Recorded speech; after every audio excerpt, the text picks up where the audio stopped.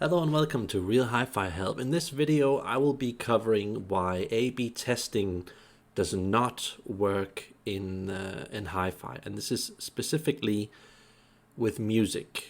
Yeah, in the normal world, let's just call it the PC world.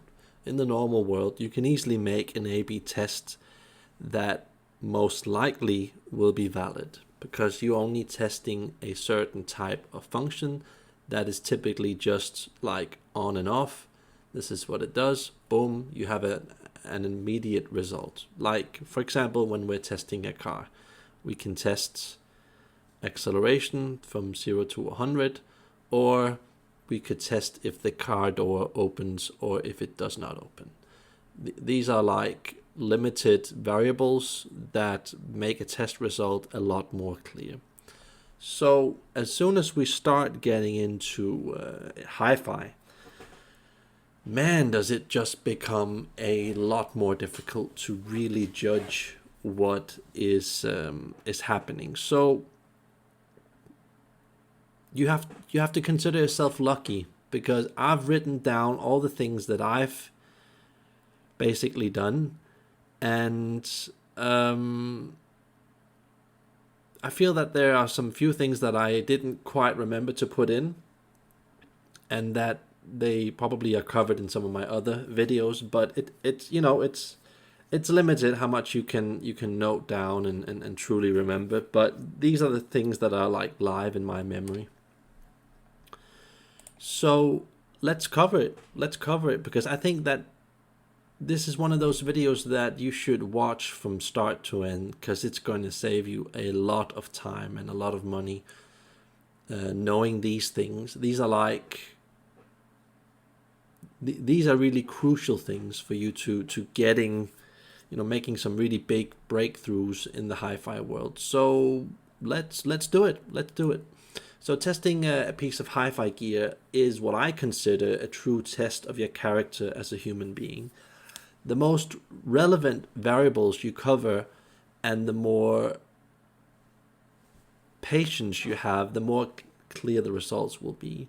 So I think that most people on planet Earth will fail doing this in the hi-fi world, because the hi-fi world is just so special and different from all the other worlds where we're doing normal sciencey stuff, because they just have too much focus on what they can see on the surface and what they already know, not knowing about all the hidden variables, which I will now uncover.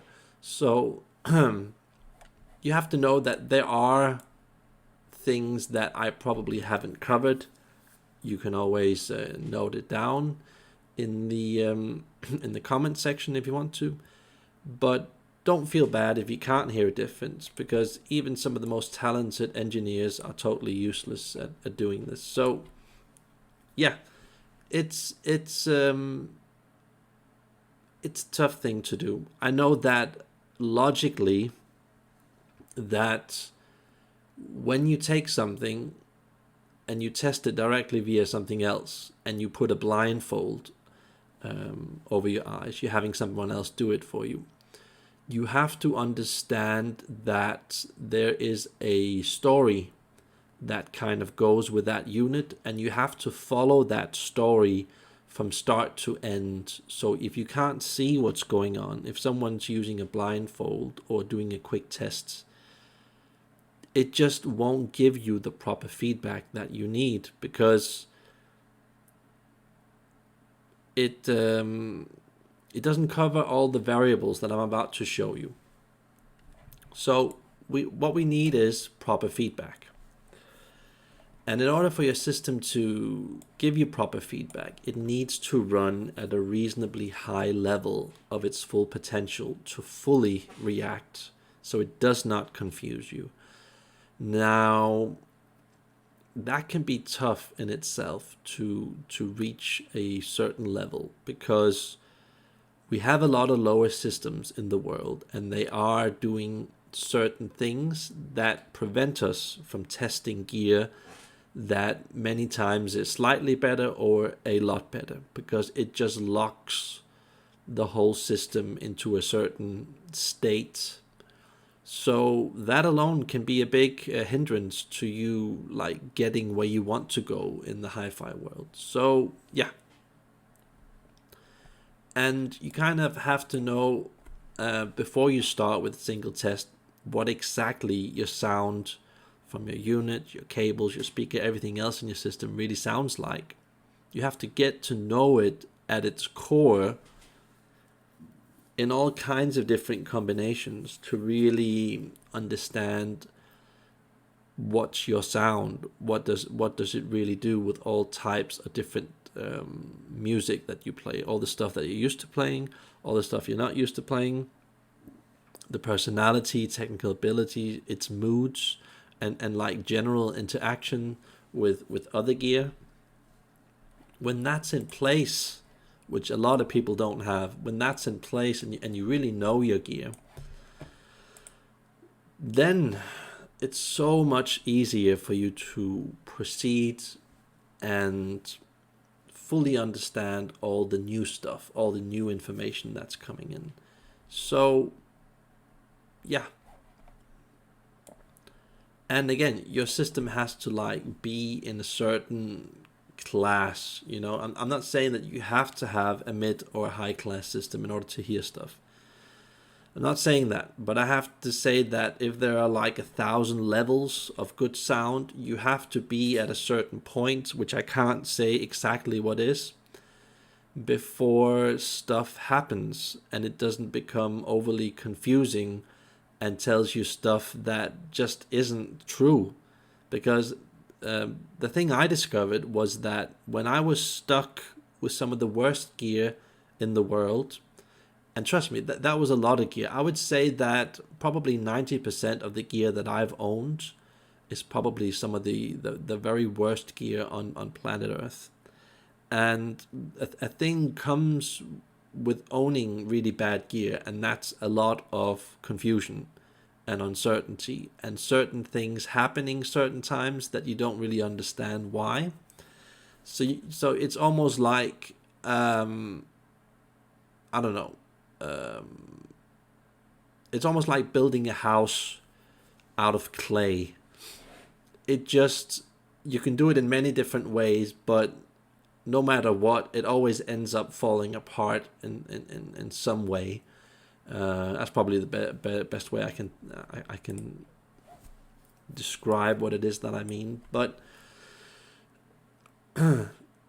you also have to know that the stuff that you are testing has to have a certain quality before it's good enough for testing, so it does not confuse you. So again, if you have bad gear and you're testing cables and it's like a couple of $100 for this and that cable, or maybe 1,000 or $2,000, many times, just because there is a big price difference, you won't always be able to hear what that difference is.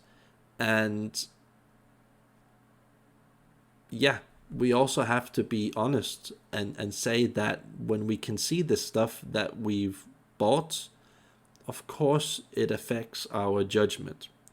So we have to be honest with that. But we also have to be honest that if we remove ourselves by not letting ourselves have the proper amount of feedback, that we can't see, we can't hear, we can't feel the stuff that's going on, again, that's also a certain form of bias that affects our judgment.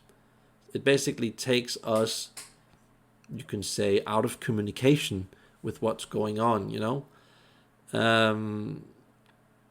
Because we're basically going in blind and trying to figure out stuff that just doesn't quite make sense. So yeah, we need to look at the stuff. We need to have a certain form of bias in a certain context in order to translate what is going on in our system. So yeah, that is difficult. That is difficult. And testing power cables, most people just don't even check if they're in correct phase, which totally distorts the results. I've seen this many times, even at shows where they were testing, like at a Nordøst exhibition. They were going like, oh, it's like this and like that. Can you hear the difference? Like, there's so much more detail here and there. It's like, no, I'm sorry, but you have to have some ridiculously much better cables for that to happen, which almost doesn't really exist. And still, if it does exist, those tests only show you certain parts of the detail because you're listening to certain songs that highlight certain frequencies, providing certain type of dynamic contrast. So again, you're not getting the full results. I mean, you just can't listen at a show where a guy at a booth is showing you some cables and he's testing like 4 different cables and he's showing you the same 3 songs. I'm sorry, but that's not a good enough test.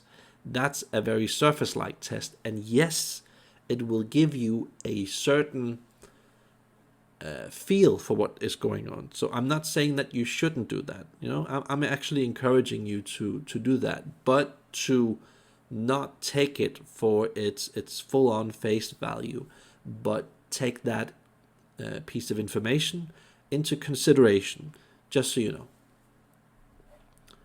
And some cables have to point in a certain direction for the results to be more clear. What I mean is that some few cables are direction oriented, where I think it's because of the shielding that they have to face a certain way. And if you don't do that, I've tried it a couple of times. Sometimes, not always, sometimes it confuses you because you don't really know exactly what's going on when it's pointing in the wrong direction. And then when it is pointing in the right direction, sometimes, like I'm about to cover in point 11 here, this starts happening. When you have made a cable change or a unit change, a unit that could be like a CD or an amplifier or a DAC, then there is a certain settling period that it just has to go through before it fully shows its true colors. And not doing that gives you just a wrong impression. And usually, for me, what I found to be true is that period is about 12 hours, maybe even 24 hours. So no, you cannot just change something and then immediately try and hear certain things. It just doesn't work like that. That is a fool's test that will just give you some random results. And yeah, you might even be able to hear some distinct differences, but trust me, you won't fully know what it is that you're dealing with doing it in this way. So especially cables and power supplies has to go through this. A piece of equipment can be pretty different, especially at a higher level, depending on if you've just turned it on or if it's been on for, like, let's just say 20 days in a row. There's a certain what do you call it, like electrical flow that it goes through, where when you turn on something, it's like electricity just quickly getting to the equipment and it's just vibrating and just going, and then after a while it's going, and then, like, let's say 10 or 20 days has passed and it's going, you know, so there's like power fluctuations, a certain amount of instability and uncertainty that's happening in that whole process. So I just can't stress enough that this is a thing that changes with everything that we own, and especially when you get down to gear that has a short signal and is really high quality, then you notice this. And especially when you're getting into speakers that are pretty high efficient, and let's say that you have a smallish type of room, you just have a certain form of reaction. And many times it can just create too much chaos changing a cable, because you had to turn off the amp, you had to turn off the DAC, the CD player, and some other stuff. And just by changing that one cable and then turning it all on again, it will many times distort the true difference of what is going on. And actually, in theory, you could, depending on the sequence when you turn on your stuff. So it could be that you turn on the CD player and then the DAC and then the amp, or in another order. That could, in theory, also distort the whole test. Most likely not, but I have experienced that on my gear and some few other systems, that actually does affect the results sometimes. Again, making all that's happening, all the different things that you could get access to, just kind of blurring it all and distorting it, and kind of hiding itself from you, its true character. So just know that this is important to remember. And yeah, again, in the whole process, there can be power fluctuations in the power grid that affects your sound, making you believe something that is not a full truth. I've heard this so many times from friends that they did a certain thing, and then they told me over the phone or in person that, wow, I did this small thing and then it did this change. But then a couple of days later, they called me and said, like, yeah, it isn't really like that.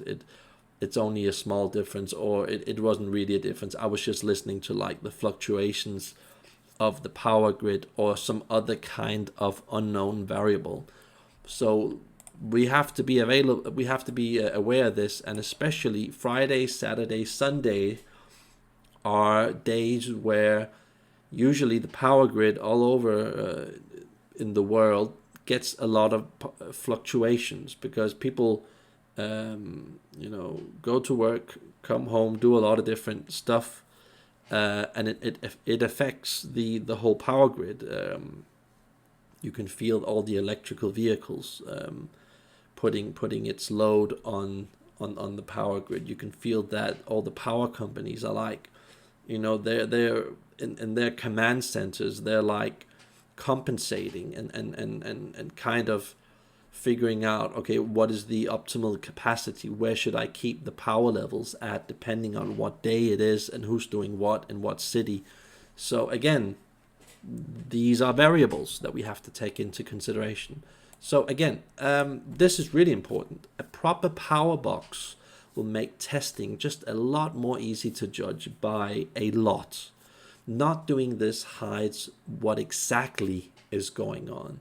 It can again confuse you because of the extra factor, which is noise. Noise is basically a huge factor that can make the sound volume change a lot. It can make something, certain detail, very going from being very flat to being very spicy, where it gets like too highlighted, too much put in front of the sound stage, or hiding it or rolling it off or something like that.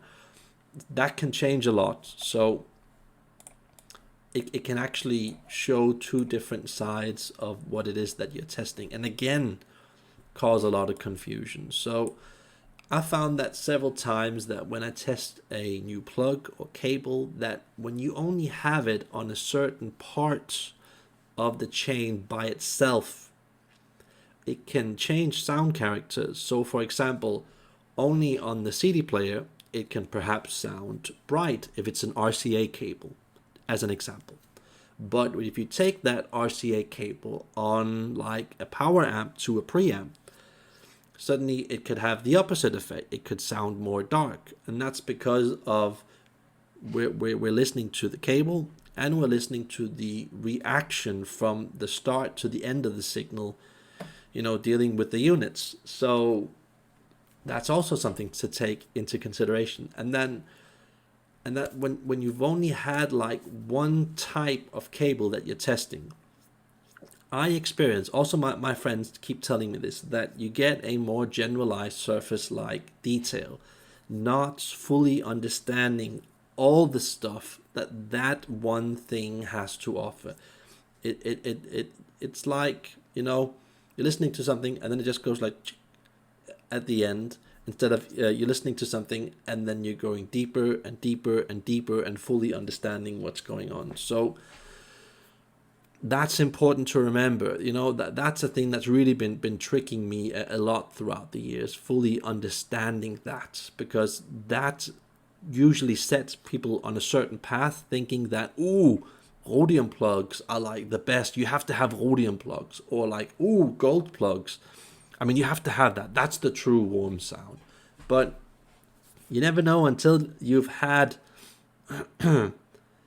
two or more cables or plugs of that same type. Then it begins to become more of an honest, integrated, balanced type of sound that like wants to show you more of its true freaky nature. And then you're kind of going, like I said, deeper into the sound. So this is just like a huge trap in testing cables, especially, that you have to kind of believe and take a chance and go like all in to fully do that test properly. And let's just be honest, almost no people are going to do that, and that is why they often just don't believe in cables or certain other things in hi-fi, because it's a huge wall that stops you right there from fully understanding what's going on in your own system or in another person's system that you're listening to. So, but when you do this, things start to unravel, and it's like, oh yeah, now I get it. Now I get it. The thing that I thought that was a negative was suddenly not a negative. It was a positive, but I had to like do this 110% to really fully understand that it isn't really doing this. It's just showing me this side of itself because it doesn't fully integrate into the system. That is why that little type of detail or big detail is sticking out and not doing its full job, So let's just proceed to 16 here. So in general, I would say that making cables around the source signal more efficient will just save you a lot of money and a lot of time. Assuming that it isn't a bad source unit or a bad converting of the signal. Again, this is like the weakest part of our system that we just don't deal with. And a lot of people don't realize that, but the whole battle is kind of lost before it even has begun, because I see so many systems, especially at shows, where it's just like a laptop running Tidal or Spotify or Roon or whatever, and it's a laptop on a $50 or $100 or $200,000 system, and that system isn't as good as its weakest link, which is the laptop. All that goes on in the system kind of gets amplified after the source. So if it's a really good source, it gets amplified, so it's really good. If it's a really bad source signal, you get a really bad thing amplified. Of course, when you have an amplifier, that is a lot better. It has its own filtering that's going on. But you also have to recognize the fact that even though it's doing that, it's at the same time amplifying all the bad stuff, because you cannot just suppress sound fully and have a lot of complex filtering going on in the amplifier on the DAC, saying that, oh, we'll just take care of that. It just fixes it all. There is always going to be traces of bad sound that has not been dealt with from the very root. And the root, what is that? That is the source signal. It's the most neglected part of all hi-fi systems in the world, if you had to generalize it. Without exception, the source signal. And when we say source signal, this could be like router, switch, before we even get to the streamer. This could be the external power supplies powering up the streamer. It could be the external power supplies powering up the router, the switch.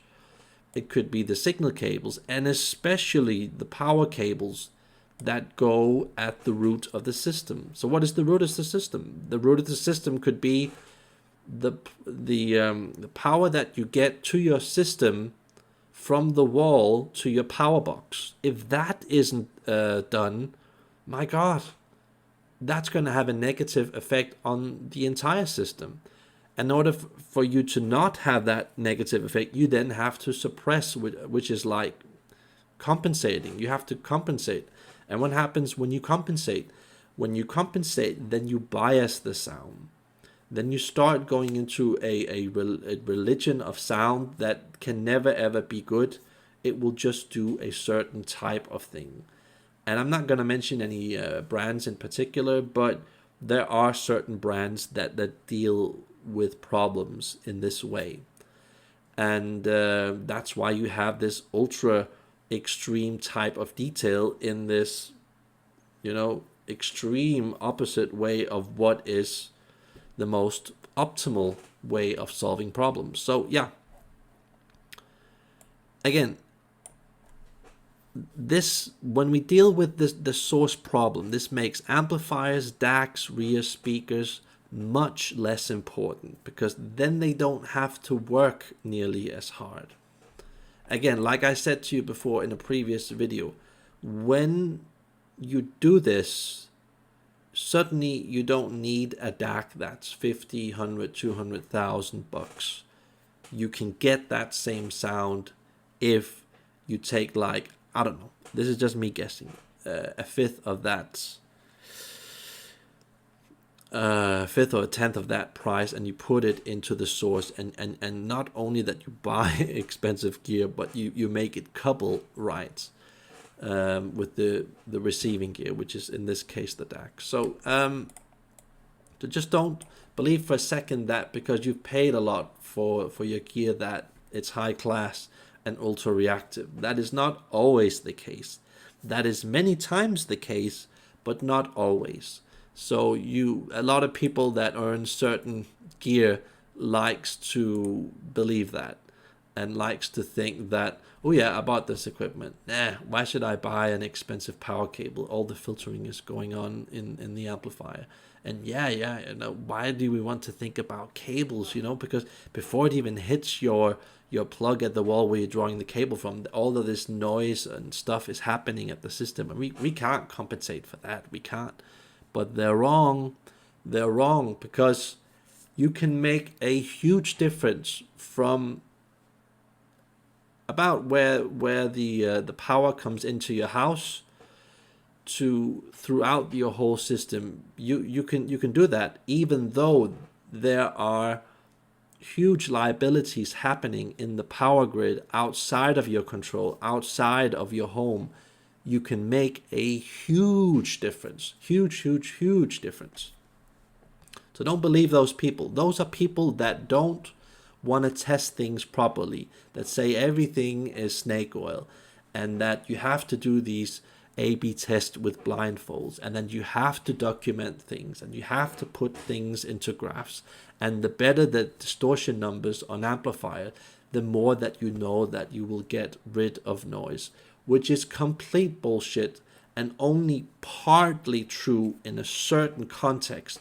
Those are people that don't want to go 110% and get the best sound in the world. Those are the losers in the world. Those are the people that are too lazy and don't want to do what is right and take everything into consideration and do everything. And then you can possibly, if you want to, you can document that in the end and write your own notes on what you feel is what. But using these techniques that I have developed here are the things that will make everything that you do just make a lot more sense. And we have to realize that most people, when they start off in the hi-fi world, they will have a huge focus on the amp, the DAC, the speaker.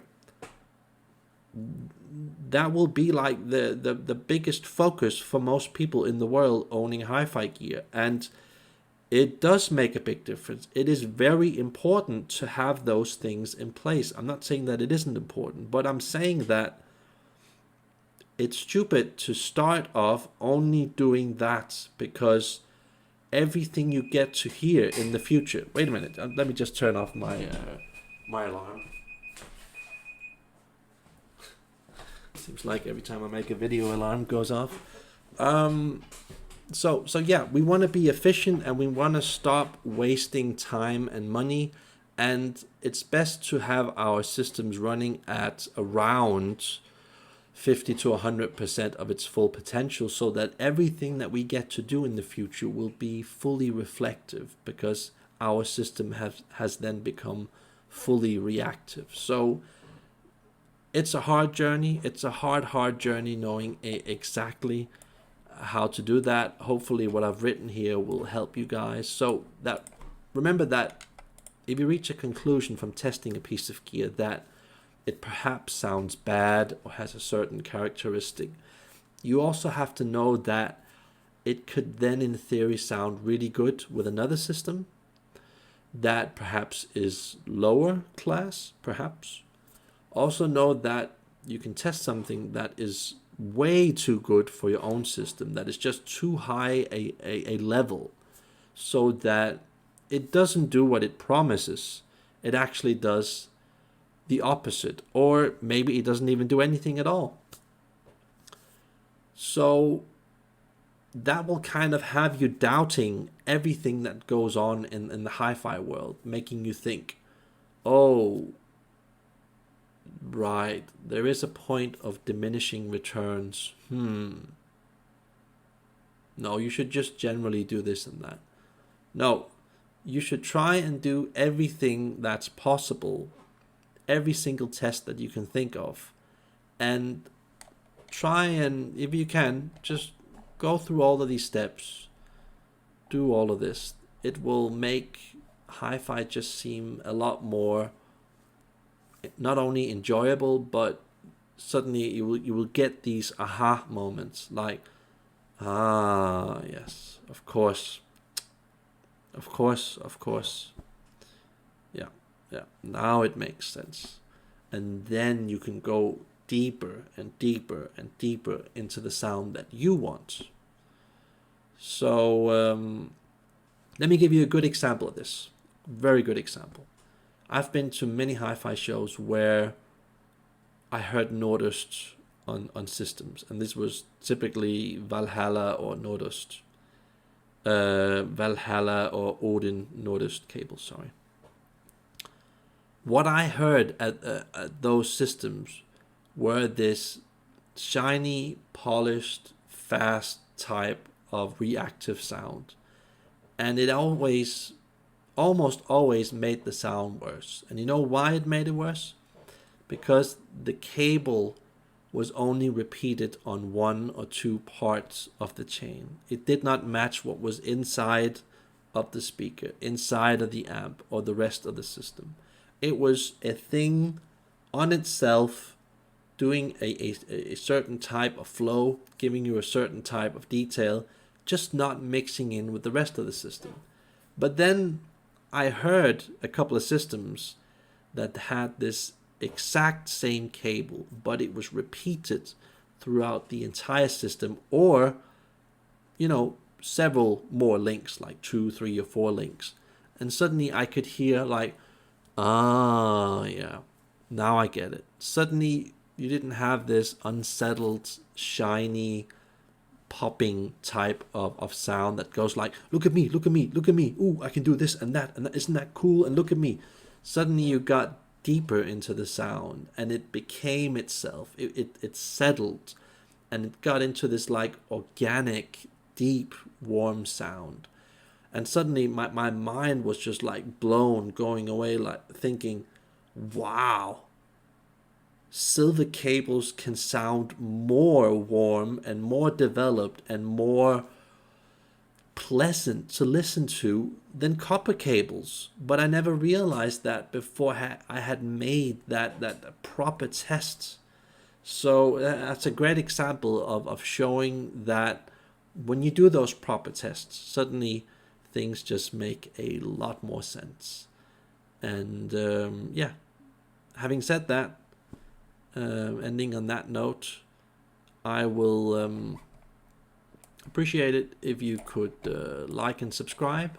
And yeah, hopefully this gives you guys the tools that you need to go deeper into your own sound. And hey, I've heard from a lot of people that when they started doing these things that I did in my videos, that even on their lower level systems, that there was still hope, there was still some reaction, there was still some kind of truth that they could grab onto, and they could work from that point on to a higher level of system that did not cost them an endless amount of money. They suddenly had the tools to do whatever they wanted to do.